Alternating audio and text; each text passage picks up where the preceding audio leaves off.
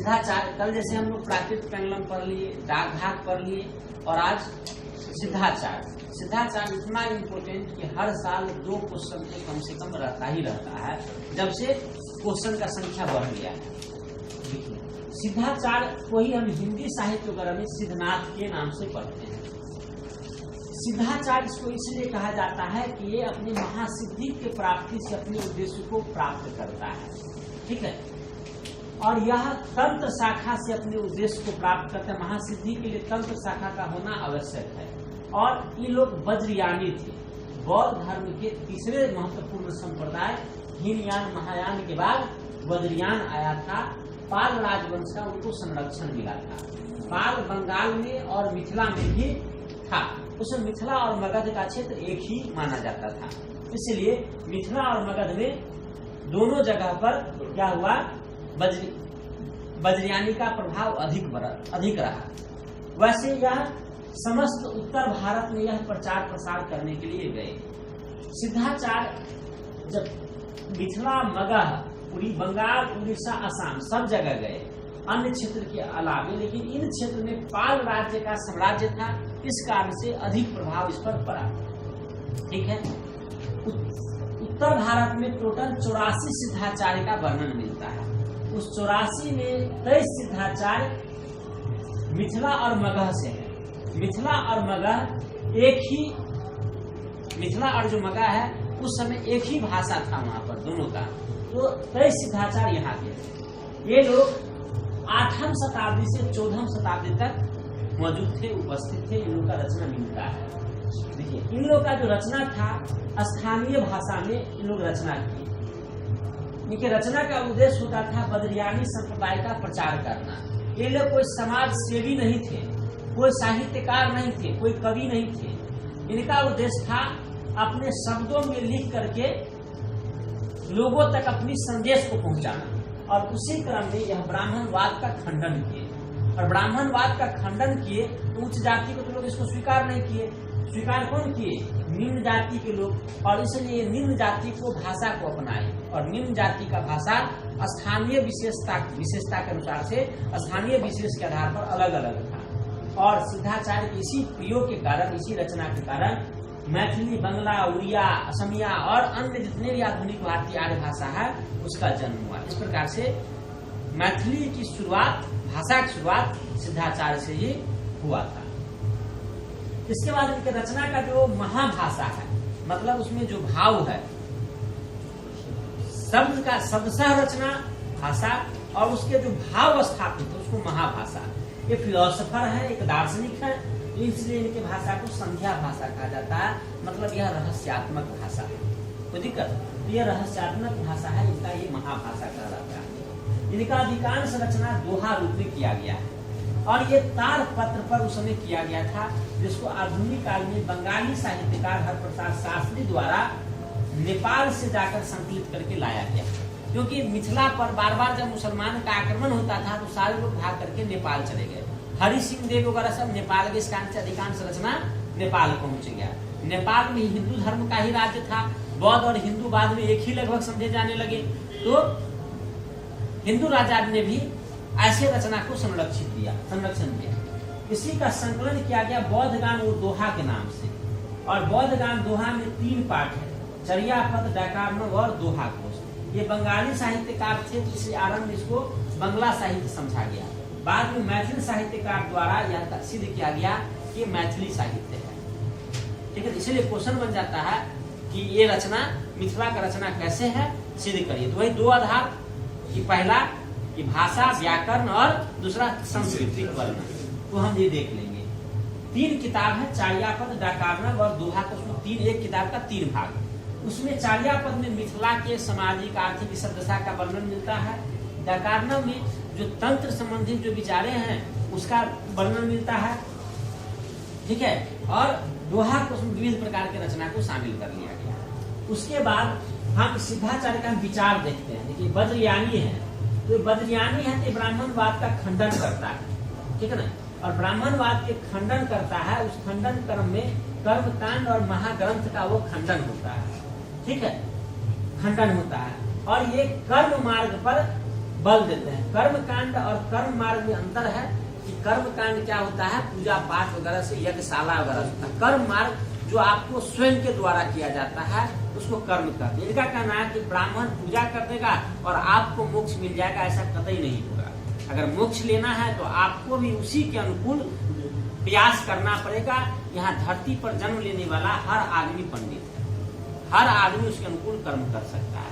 कर्म करने, ब्राह्मणवाद में क्या है, कर्मकांड करने का अधिकार केवल ब्राह्मणों को है। यहाँ पर कहते हैं कि कर्मकांड करने का अधिकार हर को है। यह एक क्रांतिकारी कदम था कि उस समय में जब ब्राह्मणवाद में केवल ब्राह्मण को और मोक्ष का अधिकारी समझा जाता था, ये निम्न जाति को भी मोक्ष का अधिकारी माने। और उस समय जीवन का चरम लक्ष्य होता था लोगों को मोक्ष प्राप्त करना। जैसे हम लोग का आज धन दौलत पहला उद्देश्य होता है, उस जमाने में जीवन का पहला लक्ष्य मोक्ष होता था और इसके लिए लोग लाखों कष्ट सहने के लिए तैयार होता था। तो ये अधिकार दिया सिद्धाचार्यों ने। इसके लिए कहे कि आपको मदिरा प्रेरित अंतर्मुखी बारूणी साधना करना है। मदिरा मतलब जहाँ मदिरा पी करके इंद्रिय बोध आपका लुप्त हो जाता है, जहाँ पर कोई ज्ञान नहीं होता है, अचेतन हो जाते हैं और उसमें आप केवल भावनात्मक रूप से हृदय जागृत होता है। आप हृदय में जो आता है इतना शुद्ध हो जाता है मन आपका कि जो मन में आता है वही बोलते हैं। वैसे ही कहते हैं कि मदिरा प्रेरित अंतर्मुखी साधना करिए, मतलब पूर्णतः इंद्रिय बोध से तृप्त होकर के करिए। और इसी इंद्रिय बोध से तृप्ति के लिए कहते हैं, मतलब जब तृप्त हो जाएंगे तो आपको कोई लालसा नहीं रहेगा। इसके लिए कहते हैं पंचमकार का सेवन करिए। पंचमकार के लिए कहते हैं मांस, मदिरा, मसान, मैथुन और मुद्रा का सेवन करिए। मांस है नरभक्षीपन का, कि आपके अंदर नरभक्षी, इसका सेवन करिए जैसे आपके अंदर नरभक्षीपन है वो समाप्त हो पाएगा और आप ईश्वर के निकट, सात्विक गुण के निकट पहुंच पाएंगे। मदिरा के सेवन से आपको इंद्रिय जो चाहत है, सुख की जो लालसा है वो सुस्त पड़ जाएगा। मसान मतलब श्मशान घाट, जिससे आप जीवन के रहस्य को समझ पाएंगे, इसलिए मसान सेवन करिए। मैथुन जो आपको संभोग क्रिया में जो इंद्रिय सुख होता है उससे तृप्ति हो जाएगी और आपका मन भटकाव रुक जाएगा। और मुद्रा धन दौलत माया का सबसे बड़ा कारण होता है, इस माया से आपको मोह भंग होगा, धन दौलत से आप तृप्त हो जाएंगे। अगर इन स्थिति, हाँ, मसान मतलब श्मशान घाट, श्मशान घाट में मुर्दों को जलाया जाता है।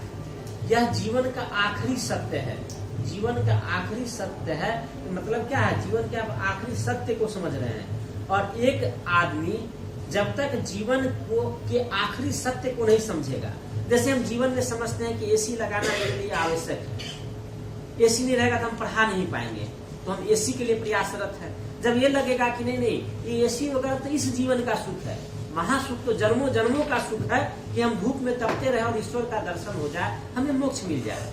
तो यही कहते हैं कि एसी का सुख और जीवन के वास्तविक सुख को आप पहचानिए। कब पहचानेंगे, जब हम मृत्यु के सत्य को पहचानेंगे। ये कहते हैं कि मृत्यु के सत्य को आप पहचानिए और उसके लिए श्मशान का सेवन करिए, कोई दिक्कत।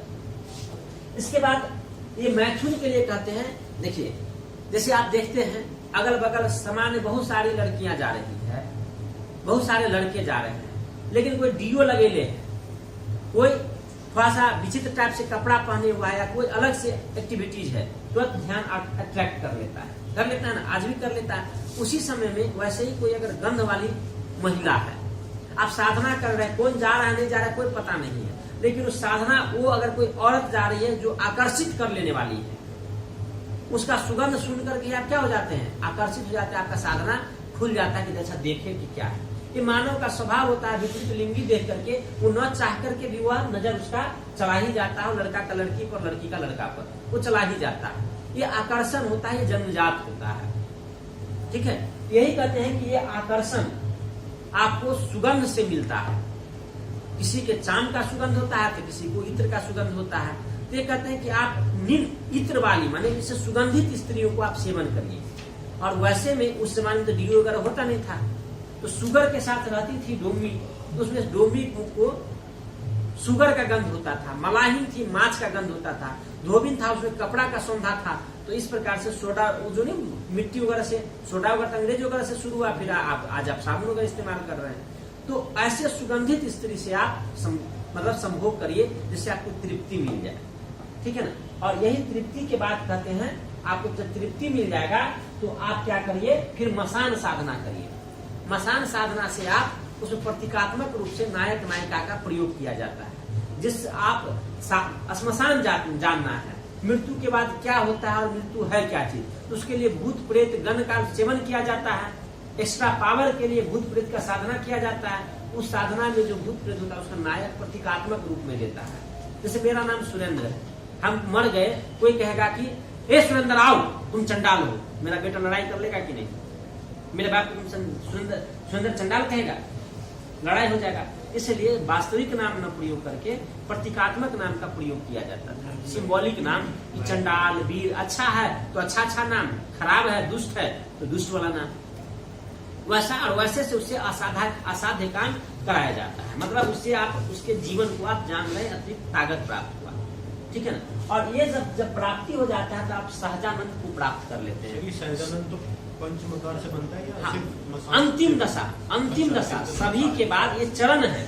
इस चरण के बाद जब आप समाधि पूरा हो जाता है, जीवन के सत्य को आप जान लेते हैं, तो आपको सहजानंद की प्राप्ति होती है। जैसे सच्चित आनंद अद्वैत दर्शन में कहते हैं कि जब चित्त ही आनंदित हो जाए, मन आनंदित हो जाए तो मोक्ष मिल जाता है। उसी प्रकार कहते हैं सहजानंद, जहाँ पर सहज आनंदित हो, जहाँ पर अपना पराया मोह माया सबका भेद भूल जाते हैं, उसको क्या करते हैं? सहजानंद कहते हैं। तो सहजानंद ही तृप्ति का अवस्था, जीवन के विजय का अवस्था है। बताइए आपको कि सधप्पा जो सिद्धाचार्य का एक नाम है, वही सिद्धाचार्य कहते हैं खबंते पिबंते सुरा रमंते अलिउल बहलो चक फरंते। मतलब खाते चलो पीते चलो, जो मिले वही करो, जीवन में वैसे चलते चलो, वैसे तुम स्थापित कर लो, वैसे इंद्रिय पे विजय प्राप्त कर लो। जैसे सूरा पी करके लोग एकदम रम जाता है जीवन में, उसे किसी चीज से न कोई चाहत होती है, न कोई तमन्ना होता है, न कोई कामना होता है। वैसे तुम्हारे जीवन जिस दिन हो जाएगा, उस दिन अलिउल बहलो चक फहरते, जैसे हवा में विजय रथ का चक्का पर झंडा फहराते रहता है, वैसे तुम्हारे जीवन के विजय का झंडा फहराते रहेगा, अर्थात तुम मोक्ष प्राप्त कर लोगे। और यही मोक्ष का मार्ग, ठीक है ना, क्या हो जाएगा? जीवन पर विजयी है। और इसी प्रकार से क्या हो गया? इनका सिद्धांत संभोग से समाधि हो गया। इंद्रिय सुख से शुरू होता है और वह जाकर के समाधि पे खत्म हो जाता है। संभोग से समाधि मतलब ये नहीं हुआ कि संभोग करके समाधि में जाओ, इसका अर्थ ये हो जाता है, ये गलत है यह ऐसा सोचना। इसका मतलब ये हुआ कि आपकी समाधि संभोग की तरह होनी चाहिए। जैसे संभोग क्रिया में आप तल्लीन हो जाते हैं, अंतर्लीन हो जाते हैं, एकाग्रचित्त हो जाते हैं और सिर्फ एक वहीं पर आप ध्यानाकर्षित रहते हैं, उसी प्रकार से आपका समाधि होना चाहिए। वैसे ही लगनशील होना चाहिए, एकाग्रचित्त होना चाहिए, जहाँ पर एक ही कामना होनी चाहिए, जीवन पर विजय।